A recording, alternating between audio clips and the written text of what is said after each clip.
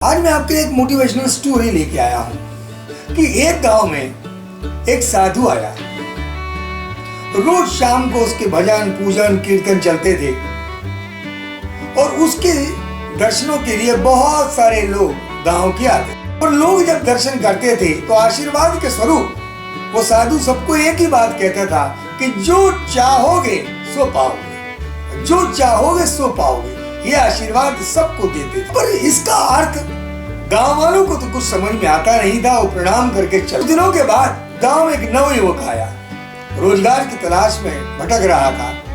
उसने कहा कि मैं भी देखूं कि कौन सा साधु आया, मैं भी आशीर्वाद ले लेता हूं। वो भी साधु के दर्शनों के लिए आया, उसने भी प्रणाम किया। तो साधु ने उसे भी कहा जो चाहोगे सो पाओगे। तब उस नवयुवक ने उस साधु से कहा कि आप कह रहे हैं कि जो चाहोगे सो पाओगे, क्या सचमुच मैं पा सकता हूं जो मैं चाहता हूं? तो साधु ने कहा बिल्कुल अवश्य।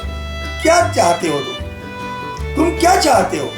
तो नवयुवक ने साधु से कहा कि मैं बहुत बड़ा व्यापारी बनना चाहता हूं, बिजनेस करना चाहता हूं, बड़ा इंसान बनना चाहता हूं और बड़ी अच्छे ढंग से जिंदगी जीना चाहता हूं। क्या मैं ये सब कर पाऊंगा? साधु ने कहा बिल्कुल अवश्य, जो चाहोगे सो पाओगे।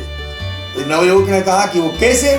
तो कहने लगा, साधु ने कहा कि मैं आपको 2 रत्न देता हूं, उसे संभाल के रखना। तो नवयुवक बड़ा प्रसन्न हो गया। तो कहने लगे आशीर्वाद के स्वरूप दे दीजिए। तो कहने लगे दोनों हाथ आगे बढ़ा।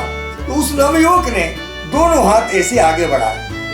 तो एक हाथ पर साधु ने एक हाथ रखा और कहा इसे गवाना मत। वो रत्न है समय। दूसरा रत्न है, दूसरे हाथ को बढ़ाने के बाद में साधु ने उसके हाथ पे हाथ रखा और कहा ये है धैर्य। जब आप धैर्य को धारण करके रखोगे और समय को पकड़े रखोगे, तो जब ये दोनों रत्नों को अपने पास रखोगे और इससे काम लेते रहोगे, इसका उपयोग करते रहोगे, तो निश्चित रूप से सफलता मिलेगी। फिर यह नवयुवक आशीर्वाद लेकर निकल पड़ा। बाद उसने एक बहुत बड़े व्यापारी के यहाँ काम करना चालू किया।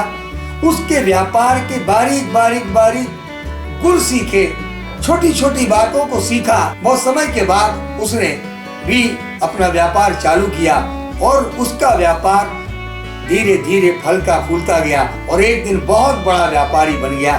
तब उसे उस साधु की याद आई कि साधु ने सही दोनों रत्न दिए थे, समय और धैर्य। उसके बलबूते आज मुझे इतना बड़ा बनने मिला है। तो निश्चित ही इस बात से हम सीख सकते हैं कि यदि समय को हम पकड़े रखें और धैर्य को धारण किया, तो निश्चित ही रूप से हमारे जीवन में हम सफल हो सकते हैं।